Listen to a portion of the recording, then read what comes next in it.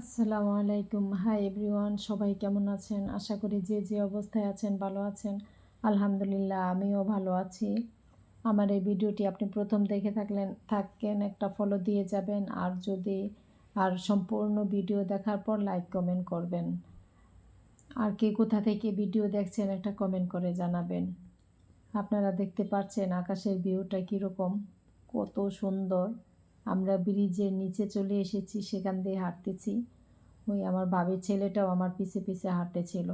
এমন কিছু নেই যে যার ভিডিও করিনি, তবে আজকে আমি আকাশের প্রেমে পড়ে গেছি, এটাও সত্য কথা। আর ধানের ছোট ছোট গাছ দেখতে অপরূপ সৌন্দর্য। এই যারা প্রকৃতি প্রেমী তাদের কাছে এ প্রেমেই পড়ে যাবে। একটা পাখি দেখলাম, আর পাখিটা উড়ে গেল।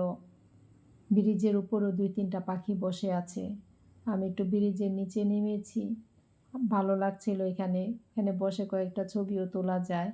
তারপর বর্ষায় পানি আরও বেশি আসে, তবে এখন একটু পানি কম।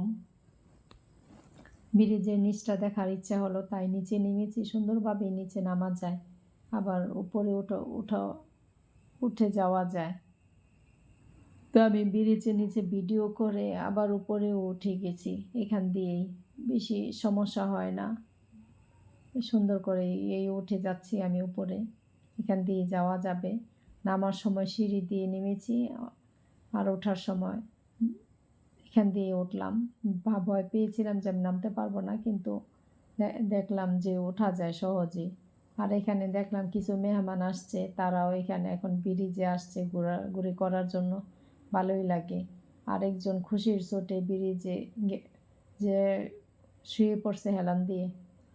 ওদেরও তো ঘুরতে ইচ্ছা করে, তাই না? খালি শুধু ওদের। আর এখানে দেখেন মডেলিং হচ্ছে, সেখানে ভিডিও করছে। একজনে বলতেছে যে হচ্ছে না, এভাবে হয়নি, সুন্দর হয়নি, আবার করো। এরা করতেছে, আমিও মাঝে মধ্যে একটু দেখাই দিছিলাম যে এভাবে করো, সুন্দর লাগবে। আসলে যারা ক্যামেরা ধরে তাদের একটু কষ্টও হয়, মন মতন না হলে ভালোও লাগে না।